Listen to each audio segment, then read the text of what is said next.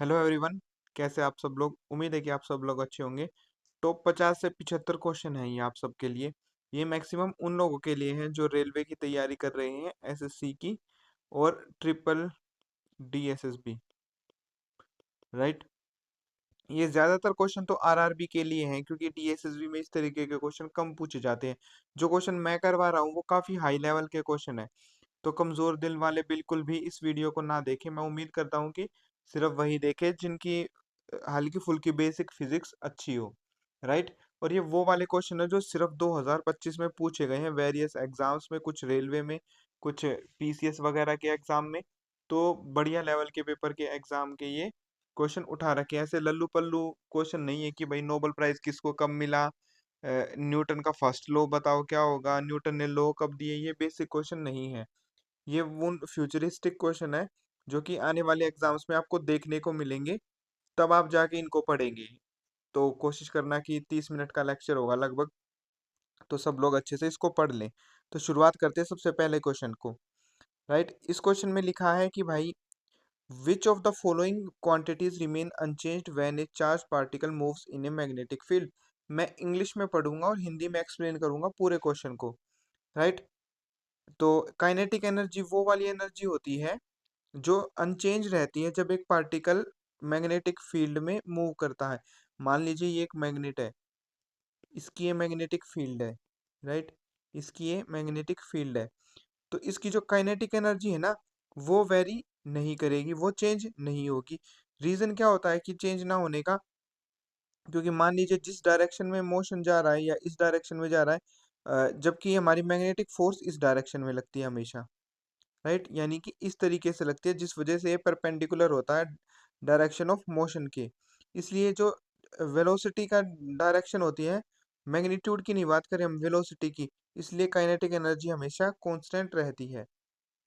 Which technology used acoustic waves to locate objects in ocean. तो सबसे पहले मैं आपको बता दूं, आपने एक मूवी देखी होगी गाजी मूवी, राइट। गाजी मूवी में क्या होता है कि इंडिया की जो पनडुब्बी है उसको 2-3 अटैक करता है पाकिस्तान वाली पनडुब्बी, जो कि विशाखापट्टनम इस वाले एरिया में आके अटैक कर रही थी, राइट। ये पाकिस्तान की नेवी इस तरफ से घूम रही थी, लेकिन इंडियन नेवी ने उसको हरा दिया। और वो बार बार आप कह रहे थे ना कि उन्होंने टोरपीडो लॉन्च कर दिया है, 200 मीटर है, 100 मीटर, वो कैसे पता चल रहा था? वो सोनार से ही पता चल रहा था। सोनार क्या होता है? Sound navigation and ranging. अब इसका हिंदी मीनिंग तो कुछ हो ही नहीं सकता, राइट। तो ओशियन में जहाँ भी समुद्र में लोकेट करने के लिए आपको पता चल जाता है ना कि 200 मीटर आगे कुछ है, 400 मीटर आगे पहाड़ है। टाइटैनिक का जहाज नहीं डूबता अगर उनके पास सोनार रेज होती तो। 1816 में modified Newton formula for the speed of sound to take into account, right. तो सबसे पहले तो मैं आपको बता दूं कि 1816 में न्यूटन का जो फॉर्मूला ऑलरेडी बन चुका था, एडियाबैटिक कंप्रेशन को ध्यान में रखते हुए फिर से स्पीड ऑफ साउंड का फॉर्मूला निकाला गया। सबसे पहले मैं आपको बता दूं ये एडियाबैटिक क्या होता है। एडियाबैटिक का मतलब होता है जब कोई हीट ट्रांसफर नहीं होती होती एक सिस्टम से दूसरे सिस्टम में, राइट। उसका जो फॉर्मूला दिया गया था लैपलेस, ये पर सिमन बेशक से आप याद मत करो। लैपलेस फॉर्मूला हमेशा, ये 11th 12th में आपने पढ़ा होगा, राइट। लैपलेस ने न्यूटन का जो फॉर्मूला है स्पीड ऑफ साउंड का, उसको करेक्ट किया था। Which of the following is a preventive measure for nuclear disasters.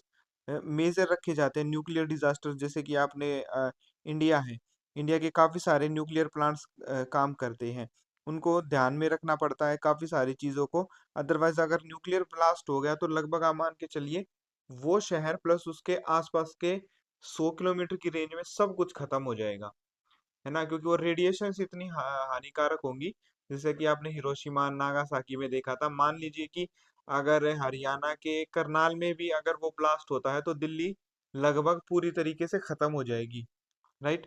Right. तो ये लगातार मॉनिटर करना पड़ता है। इक्विपमेंट्स में क्या क्या आते हैं आपकी? रोड आती है जो कि कैडमियम की होती है। हैवी वाटर होता है जिसे ड्यूटेरियम भी बोलते हैं।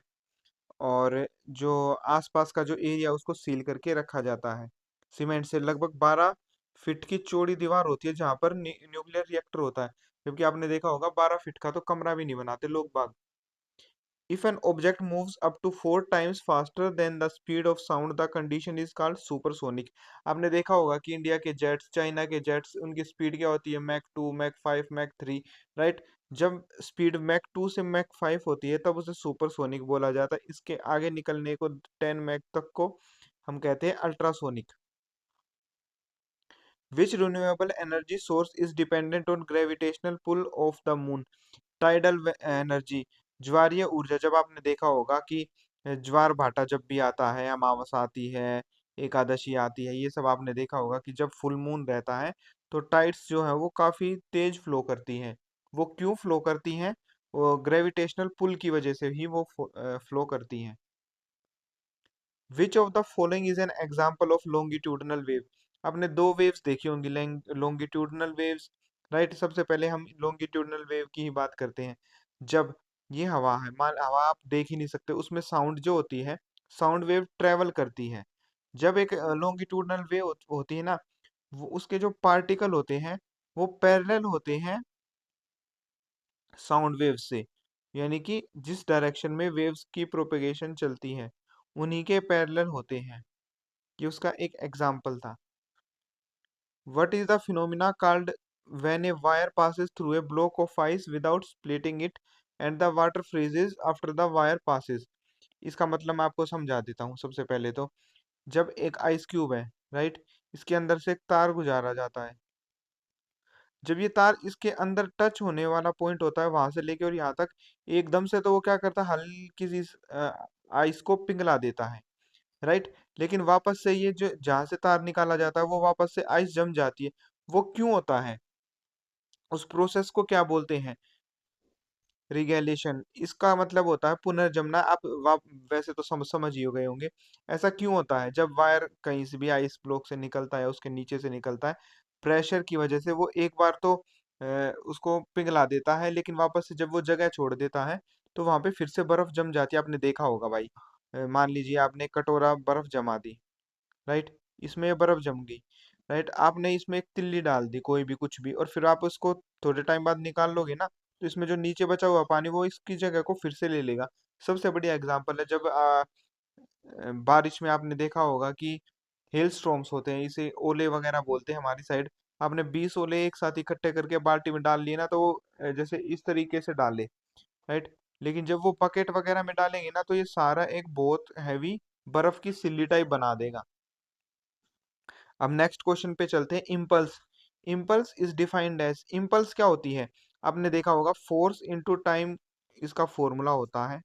ये क्या होता है? Impulse reaction. आपने देखा होगा क्रिकेटर वगैरह जब कैच पकड़ते हैं तो अपने हाथ को पीछे की तरफ लेके जाते हैं, ताकि वो जो फोर्स है वो इम्पल्स के साथ मिलके और टाइम हमें ज्यादा मिल जाए, हमें दर्द ना हो, राइट? जब हम स्कूल में डंडे खाते थे तो हम कोशिश करते थे कि जब डंडा हिट होने वाला हो तो हाथ को नीचे लेके जाए, तो हमारे हाथ की स्पीड और डंडे की स्पीड लगभग मैच करती थी, तो हमें उतना दर्द नहीं होता था। यह आप सबने देखा होगा, राइट? जैसे कि आपने गाड़ी चलाते हैं तो जब आप ब्रेक मारते तो आप कोशिश करते हैं कि पीछे की तरफ अपनी कमर को ज्यादा फोर्स लगाएं, ताकि हमें एकदम से ब्रेक लगे तब आगे की तरफ ना जाए, या फिर हम हाथ लगा लेते हैं डैशबोर्ड वगैरह को, उसी को इम्पल्स बोला जाता है। In which year did ampere publish it's Magnus opus?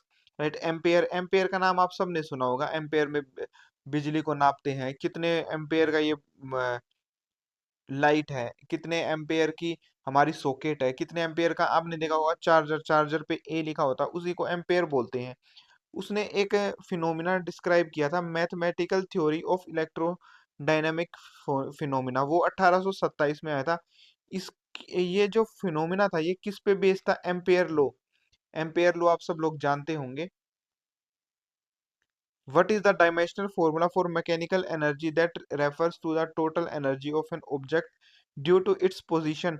ml2 t minus 2। ये काफी सारी एनर्जीज का फॉर्मूला होता है, मैं आपको आगे दिखाऊंगा भी। ये सेम फॉर्मूला होता है पोटेंशियल एनर्जी के लिए भी, काइनेटिक एनर्जी के लिए भी, राइट? m का मतलब होता है मास, l का मतलब होता है लेंथ, और t का मतलब होता है time. If the temperature of air increases, what happen to the speed of sound and minimum distance to hear an echo?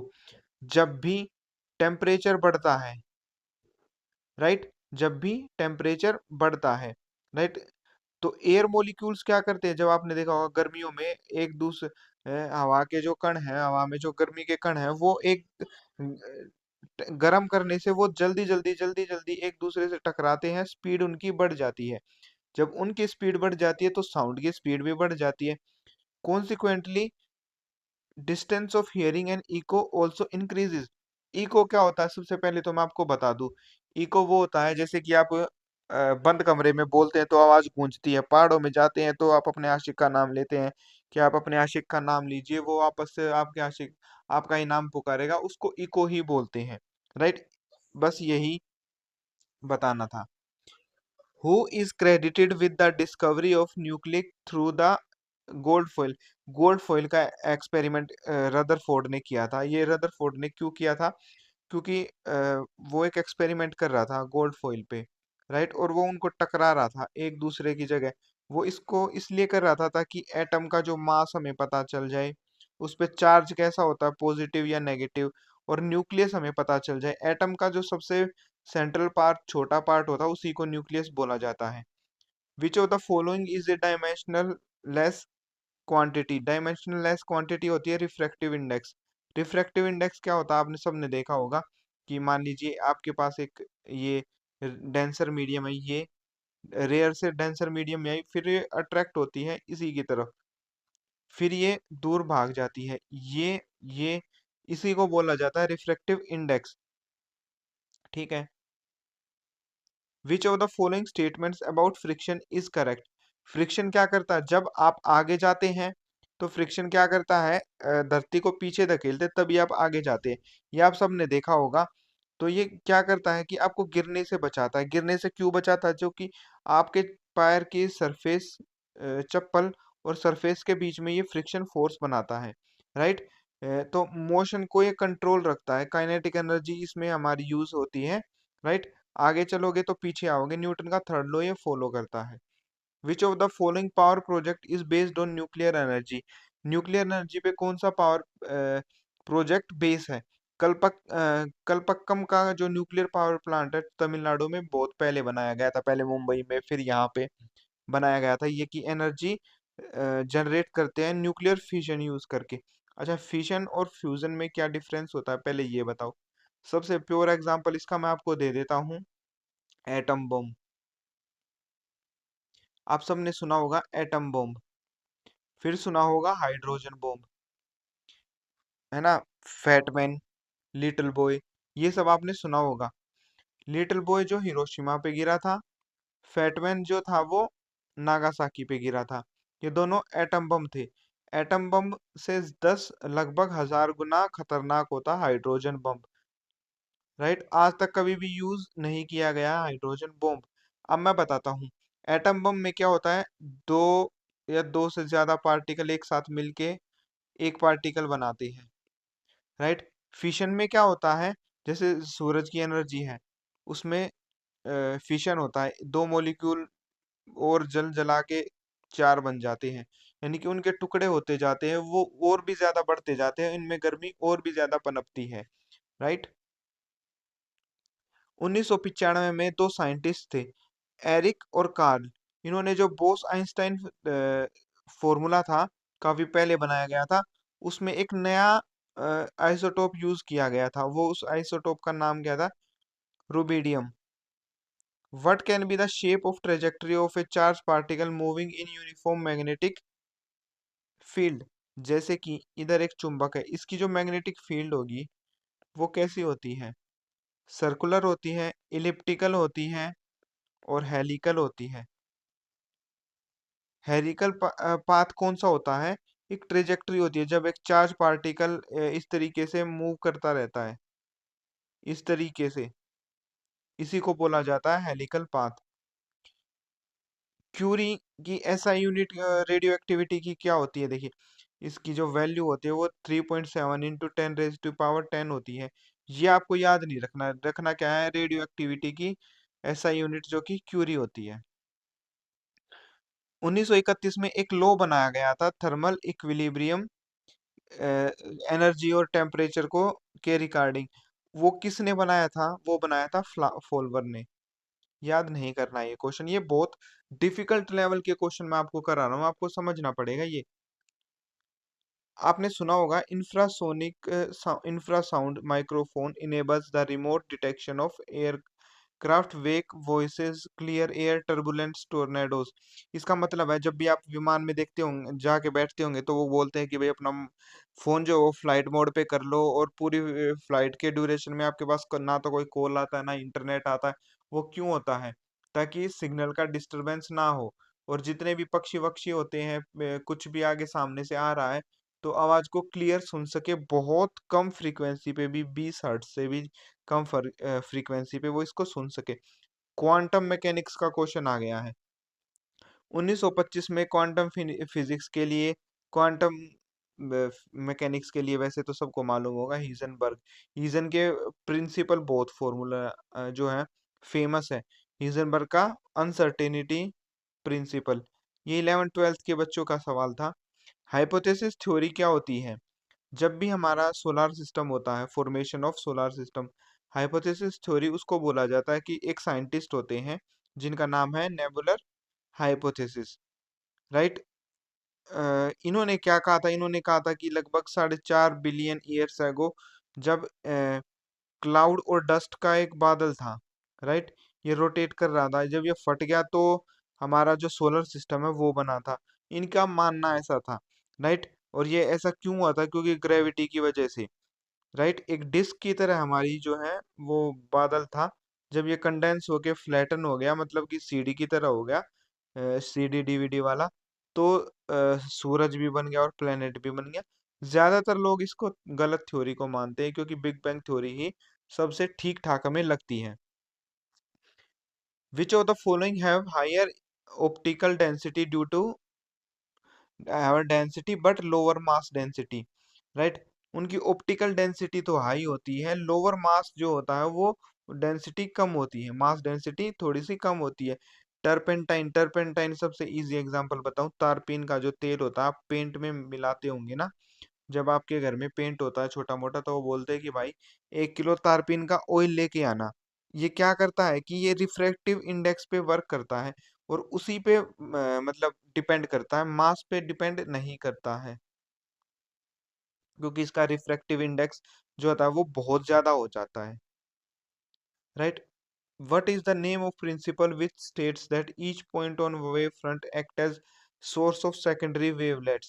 इसका मतलब मैं समझा था, ह्यूजेंस का ये प्रिंसिपल है, आप 11th 12th में ही पढ़ा होगा ये आपने। ये क्या कहता है कि जितनी भी वेव्स हैं, ये वेव चल रही है, ये प्राइमरी वेव है, और ये जब सेकेंडरी वेव से टकराती है तो ये दोनों एक दूसरे के परपेंडिकुलर बन जाती हैं, और टेंजेंट होता है, सर्कल का ये टेंजेंट होता है जैसे, यानी कि एक वेव ऐसे जा रही है तो वो दूसरी वेव ऐसे जाएगी। बस इसका यही मतलब था। एक फ्रेंच साइंटिस्ट थे सादी कार्नट, उन्होंने एक इंजन बनाया था, कार्नेट इंजन, जो बहुत फेमस है। हीट इंजन वगैरह जो बनाए गए थे काफी पहले, जिनसे पहले मर्सिडीज वगैरह रोल्स रॉयस चलती थी, राइट, वो इसी इंजन से चलती थी, और ये बनाया गया था 1824 में। विच of the following physical quantities has zero dimension in mass and time? यानी कि मास भी जीरो हो जाए और टाइम भी जीरो हो जाए, एल कुछ भी रहे, लेंथ, तो वो होता है वॉल्यूम, क्योंकि इसमें लेंथ की वैल्यू 3 होती है। रिलेशन बिटवीन फ्रीक्वेंसी और टाइम, फ्रीक्वेंसी और टाइम, फ्रीक्वेंसी और टाइम का फॉर्मूला होता है 1 × T f, यानी कि टाइम और frequency are directly proportional to each other. एक कैरेट, अगर एक कैरेट की ऐसा यूनिट आपने सुना होगा कि गोल्ड का कैरेट, हीरे का कैरेट, उसका मतलब क्या होता है? यानी कि एक कैरेट का मतलब होता है 0.2 ग्राम। अगर हम 5 कैरेट का मतलब बताएं तो वो बनता है हमारा 1 ग्राम, यानी कि 50 कैरेट इक्वल टू 1 तोला। अब है तांबा कॉपर, जिसकी स्पेसिफिक हीट की इतनी होती है, उसकी स्पेसिफिक हीट होती है 386, ये काफी फेमस है। How many mutually independent base quantities are there in current international system of units? 7 हैं। आप सब ने पढ़ी होंगी, फिजिक्स का पहला पेज खोलते ही ये 7 आती है, length, mass, time, electric current, thermodynamic, and amount of substance and luminous intensity.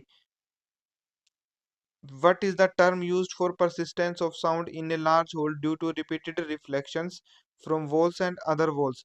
रिवर्बेशन क्या होता है? रिवर्बेशन इसका आंसर है। रिवर्बेशन का मतलब होता है कि लगातार आपने एक बड़ा सा होल है या फिर आप अपना कमरा ही मान लो, आप रिपीटेड रिफ्लेक्शन आते हैं, आप कुछ भी बोलते हैं, आवाज गूंजती है, इको टाइप बनता है, उसी को रिवर्बेशन बोला जाता है। Which of the following is not a state function or state variable in thermodynamic system? Work, work क्या होता है? स्टेट फंक्शन नहीं है। स्टेट फंक्शन नहीं है मतलब कि आपने कोई काम किया, आप जब भी कोई काम करेंगे कुछ ना कुछ एनर्जी वगैरह आपकी रिलीज होगी, और इसी एनर्जी रिलीज को बोला जाता है कि स्टेट ऑफ फंक्शन होता है। जब आप कोई काम करते हैं तो आपके पाथ को मेजर किया जाता है कि आपने क्या काम किया। ये पहले किया जाता था, अब नहीं किया जाता है। लुमिनस इफिकेसी क्या होता है? सबसे पहले तो मैं आपको बता दूं ल्यूमन क्या होता है। आपने इंडिया में तो देखा होगा कि बैटरी, हाँ भाई 50 वोट की बैटरी दे दे, 30 वोट की बैटरी दे दो हमें। लेकिन आपने फॉरेन के जितने भी देखे होंगे कि वो 530 लूमन, 600 लूमन की लाइट जो है उसको दूर जंगल में फेंकते हैं, मारते हैं, टॉर्च ऑन करते हैं तो बहुत ज्यादा ब्राइट लाइट होती है। उसी को लुमिनस इफेक्ट बोला जाता है। अब ये क्या कह रहे हैं, लुमिनस इफेक्ट को उसकी यूनिट पर वोट कितनी होती है? 683 लूमन पर वोट।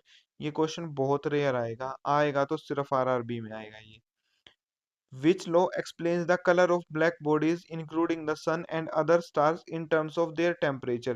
Wiens displacement law। ये क्या कहता है कि अ, जितनी भी हॉटर बॉडीज होती है, जितनी भी गर्म चीजें होती हैं, अब चाहे वो लोहा देख लो, चाहे सूरज को देख लो, ये क्या करते हैं जब ये गर्म होती है ना, जब बहुत ज्यादा गर्म होती है तो ये सफेद सफेद और नीली नीली टाइप की थोड़ी थोड़ी दिखने लगती हैं। लेकिन जब ठंडा हो जाता है तो लाल हो जाता है धीरे धीरे। सूरज भी सुबह और शाम ठंडा होता है तो लाल ही दिखाई देता है। Which is what is the condition of total internal reflection की सिर्फ दो ही कंडीशन होती है। पहली क्या होती है? पहली होती है टोटल इंटरनल रिफ्लेक्शन का मतलब होता है कि जब एक लाइट रेयरर मीडियम से डेंसर मीडियम में जाती है, ये रेयर मीडियम है, ये डेंसर मीडियम में जाती है, राइट।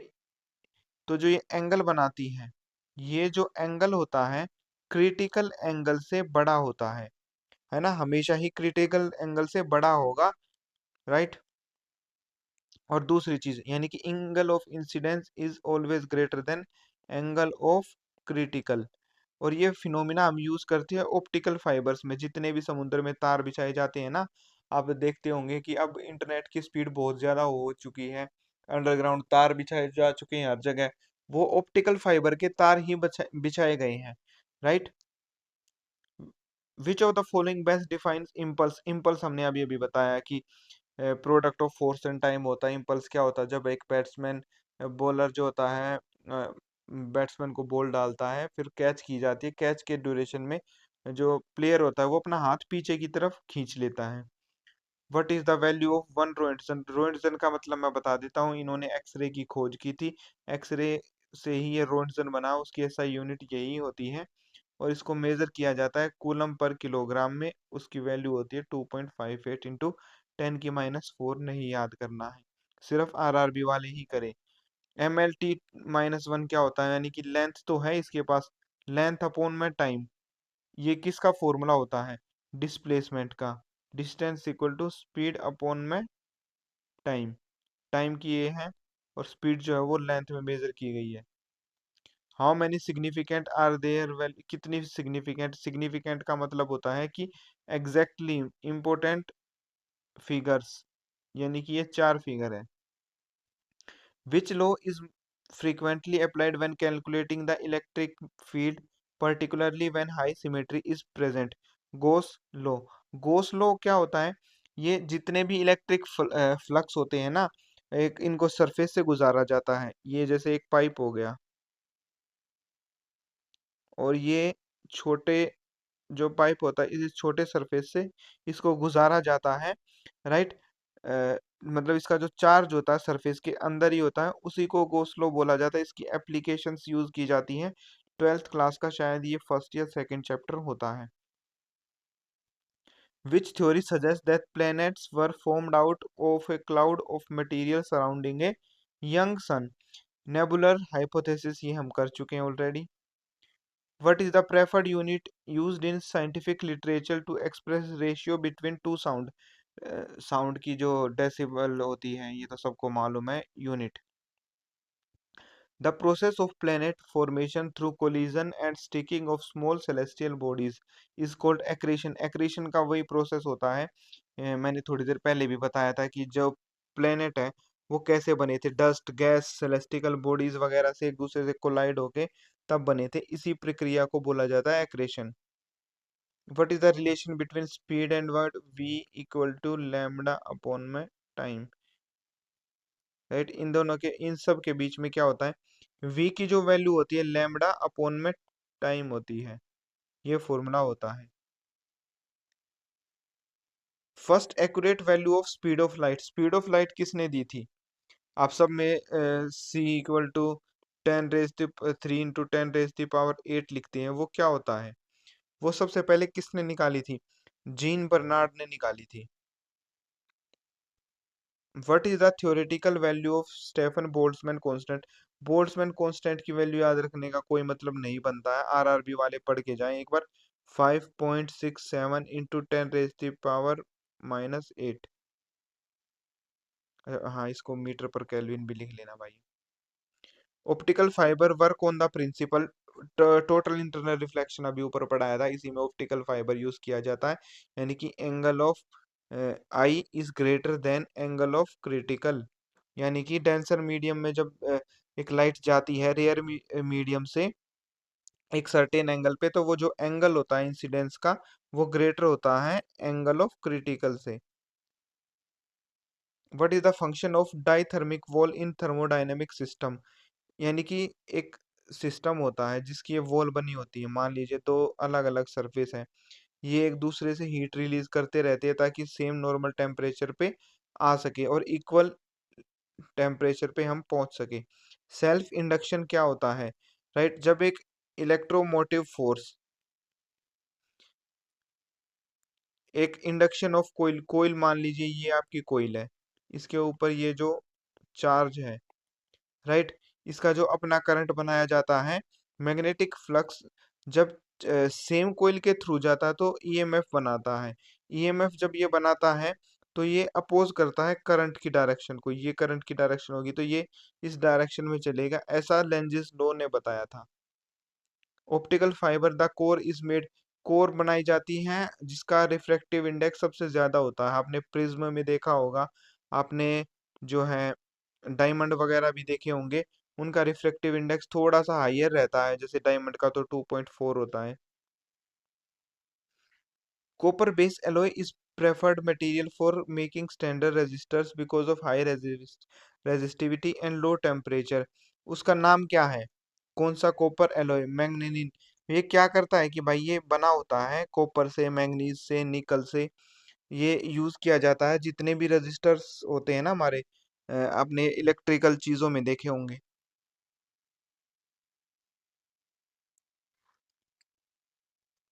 ठीक है, तो इसी को यूज किया जाता है. Fast distance between galaxy is measure in light year. जब बहुत ज्यादा दूर की चीजें देखनी होती है तो हम लाइट ईयर का यूज करते हैं. Ampere magnitude is determined by setting the numerical value of elementary charge which is equal to 1.6 into 10⁻⁻19 coulomb. COLUMB. Charge जो होता है उसकी वैल्यू क्या होती है 1 एम्पियर मैग्नीट्यूड की? विच of the following quantities has both magnitude and direction? Velocity. Velocity में दोनों ही चीजें होती हैं, ये स्केलर क्वांटिटी होती है, वेक्टर नहीं होती है. What does the closeness of magnetic field line indicate about the magnetic field? अगर कोई मैग्नेट है उसके चारों ओर जो जितनी ज्यादा क्लोज मैग्नेटिक लाइन यह बनाएगा, इसका मतलब है कि उसकी रिलेटिव स्ट्रेंथ ज्यादा है. लेंजिस लो क्या करता है? अभी अभी हमने मैग्नेटिक चार्ज के फ्लक्स को अपोज करता है, पढ़ा है ऊपर. Which of the following statement about action and reaction, Newton का थर्ड लॉ ही इसको बताता है. Who predicted the existence of new particle known as neutrino. Neutrino की खोज किसने की थी? पोली ने। पोली जो है वो फेमस है किस चीज के लिए? जितने भी न्यूक्लियर प्लांट होते हैं, इन सब में जो न्यूक्लियर वेस्ट होता है, इन सबको डिके वगैरह कैसे करना होता है, ये सब उसी ने बताया था कि भाइयों, जैसे कि आपने एक ऐसी चीज ले ली जो कि डिके करनी है हमें, मतलब कि डिके का कौन सी वाली एनर्जी, रेडियो एक्टिव वगैरह डिके करना है, तो उसमें से जो है उसकी एनर्जी को कम किया जाता है। What is the direction of frictional force? Frictional force की डायरेक्शन क्या होती है? वो हमेशा अपोजिट डायरेक्शन होती है रिलेटिव मोशन के। यानी कि जब दो चीजें, यानी कि आपका पैर और धरती दोनों एक दूसरे के कांटेक्ट में आए, तो वो मोशन को रेजिस्ट करे, आप गिरे ना। आपकी चप्पल जो है प्लेन होगी तो आप गिर जाएंगे, बाइक के टायर अगर प्लेन होंगे तो वो गिर जाएंगे, इसीलिए उनके बीच में स्पाइक्स वगैरह छोटी छोटी आपने देखी होगी ना, धारी वगैरह दी जाती है, वो इसी के लिए। Critical angle for diamond is 2.4 और 24.4।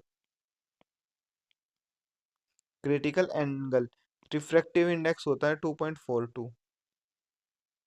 Internal energy of A gas, एक गैस होती है उसकी इंटरनल एनर्जी किस पे डिपेंड करती है? काइनेटिक एनर्जी और पोटेंशियल एनर्जी।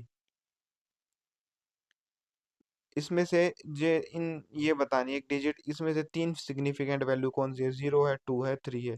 जीरो की वैल्यू भी होती है, चाहे वो 23.0, क्या पता 1, 7, 9, 8 लास्ट में कुछ भी हो, सिग्निफिकेंट वैल्यू काउंट की ही जाती है। अब हमारा ये खत्म हो